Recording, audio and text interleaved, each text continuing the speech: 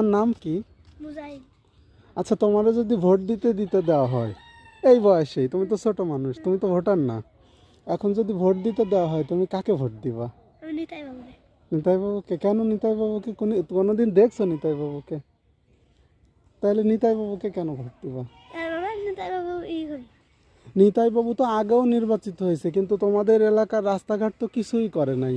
এবার কইছে এবার যদি যেতে এবার তাহলে রাস্তাঘাট। কিন্তু ওই যে ওরা দুইজন তো এ পর্যন্ত যে কোনোদিন দাঁড়ায়ও নাই, ওরা জিতলে তো না বলা যাবে যে ওরা কাজ করবে, কিন্তু নিতাই তো আগেও জিতেও কাজ করে নাই। তাহলে